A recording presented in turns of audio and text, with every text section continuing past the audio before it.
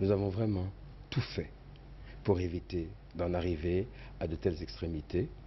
Mais notre secrétaire général sortant n'a voulu rien entendre. Et je crois qu'il s'est mépris sur notre patience et sur notre sens de la conciliation et du compromis. Cela dit, les assises qui en viennent d'entrer dans la phase active des consultations citoyennes, qui en sont sans doute l'élément le plus original, ne sont pas les assises du Front Siggil Sénégal. Ce sont les assises nationales. Elles ont certes été initiées par le Front Siggil Sénégal, qui en a eu l'idée, qui en a élaboré le cadre méthodologique, mais qui n'en est pas le propriétaire, ni même d'ailleurs le dépositaire. C'est une œuvre nationale de salut public que nous poursuivrons jusqu'à son terme et on verra bien quel fruit le Sénégal en retirera. Notre intention est de contribuer, comme par le passé, à leur succès, en veillant à ce que le conflit interne, la crise interne à notre parti qui vient d'être résolue, n'ait aucun retentissement négatif sur le déroulement de ce processus salutaire pour le Sénégal et sans doute utile pour le continent dans son ensemble, parce que vous devez sans doute le savoir, beaucoup de nos frères africains suivent attentivement cette initiative développée par le peuple sénégalais. C'est ça. Par rapport à cette initiative, la position du pouvoir ne varie pas. Ce sont des assises qui ne s'imposent pas. Malgré tout, le Front Siggil Sénégal insiste. Il se posera en réalité un problème d'application, comme on l'a fait remarquer d'ailleurs.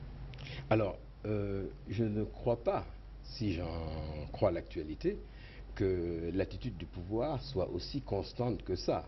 C'est plutôt des positions en zigzag. Oui, on a commencé par menacer publiquement ceux qui comptaient s'y rendre le jour du lancement. Puis ensuite, on a expliqué qu'on tirerait profit, si possible, des conclusions. C'est des mouvements de va-et-vient et de zigzag dont le chef de l'État est coutumier. Ce sont des propos qui sont reprécisés chaque fois par le... C'est des propos contradictoires. Mais en tout état de cause, une fois que nous aurons abouti à des conclusions pratiques, et nous l'espérons salutaires pour le pays, l'alternative sera très simple pour le comité de suivi et de mise en œuvre.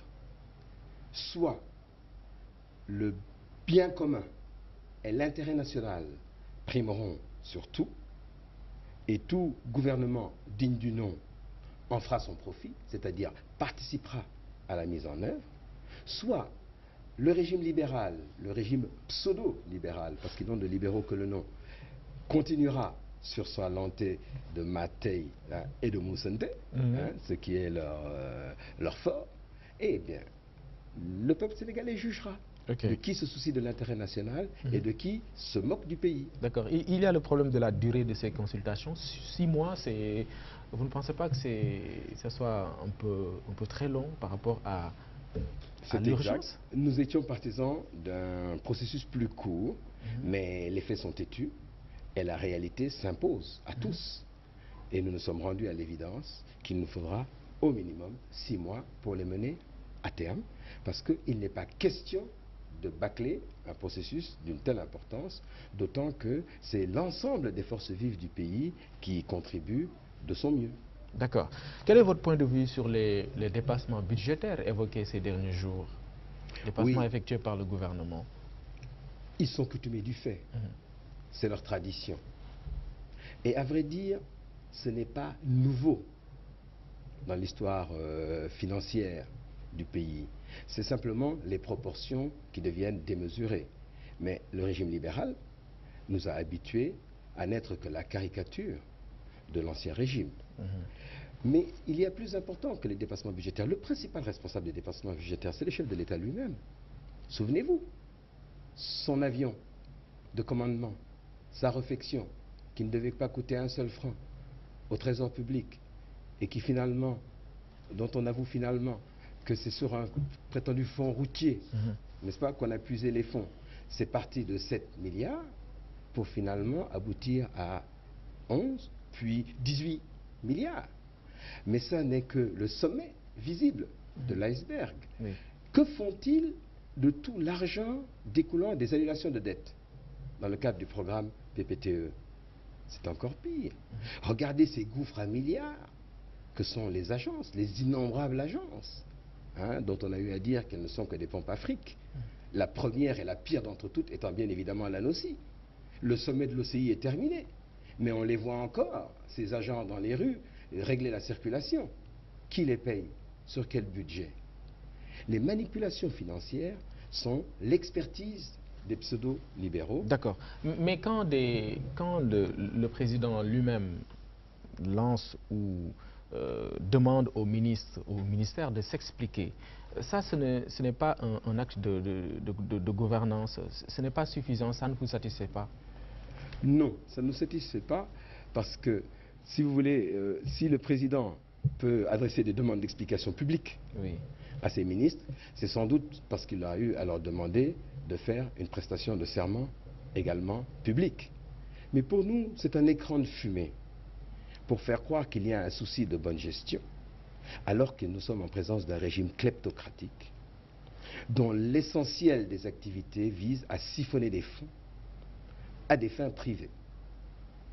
On détourne littéralement l'argent public pour en faire une appropriation privative, quasiment clanique, sinon familiale. Voilà la réalité des finances, et il ne faut pas s'étonner que les organismes dits internationaux, type FMI, Banque mondiale, poussent des cris d'orfraie parce que c'est pire que tout ce qu'ils n'ont jamais vu, et pourtant ils sont habitués à en voir. Il suffit qu'ils regardent comment eux-mêmes sont gérés d'ailleurs, soit dit en passant. Parmi les administrations qui se sont endettées sur le dos de l'État, figureraient les établissements publics de santé. Alors, si c'est le cas, quel est le problème, à votre avis, de la santé publique? On voit souvent des structures qui ont du mal à fonctionner. Vous qui êtes dans le milieu, vous faites quel lien entre ce qui se passe et vraiment cette histoire dont on a parlé? Le lien est évident. En fait, le droit à la santé, le droit à la vie, est un droit fictif. C'est un droit humain fondamental qui est une fiction dans notre pays du fait du processus de privatisation rampante de la santé publique. Les services de santé, les formations sanitaires ne sont plus jugés sur la qualité de leurs prestations de soins, mais sur le montant de leurs recettes. Dès lors que c'est comme si on demandait à un lycée non pas de délivrer un bon enseignement aux élèves, mais de générer des fonds. D'accord. C'est exactement le même problème pour les hôpitaux. Mais la logique, c'est que naturellement, la santé, on le dit, n'a pas de prix, mais elle a un coût. Elle a un coût, oui. Mais il est de la responsabilité de l'État de prendre en charge le recouvrement des coûts. Oui. Je veux dire que quand on se soucie de la santé publique, on a nécessairement, par exemple actuellement, selon l'OMS, la norme minimale budgétaire pour le ministère de la Santé, pour le budget santé, qui était de 9% du temps de la conférence d'Alma-Ata, est montée à 15%. Ce qui montre bien que les besoins de santé publique vont croissant. Oui. Et ce souci-là n'est pas le souci des dirigeants de nos pays, pour la bonne et simple raison qu'eux se moquent de l'état du système national de santé, puisqu'ils ne se soignent pas ici. Eux, leurs femmes, leurs enfants, les leurs, quand ils sont souffrants, ils prennent l'avion. Et ils vont en Europe, ils vont en Amérique pour se soigner. D'accord. Eh bien, même chose pour l'éducation. Leurs enfants n'étudient pas ici. Et vous savez, on a l'habitude de dire qu'il y a des programmes de réduction de la pauvreté, mais je préfère dire que si nous arrivions à sortir de la misère pour entrer dans la pauvreté, ce serait déjà un progrès pour le pays. Parce que on peut rester digne dans la pauvreté, mais la misère, elle est avilissante et elle est criminogène. Bien. Merci beaucoup. Merci. C'était le docteur Diallo Diop, secrétaire général du RND, à la suite du congrès d'achèvement qui a eu lieu à Thiès le week-end dernier. Merci beaucoup, merci d'avoir répondu à l'invitation. Merci également à vous d'avoir suivi Opinion, qui revient dimanche prochain avec un nouvel invité. Excellente suite des programmes.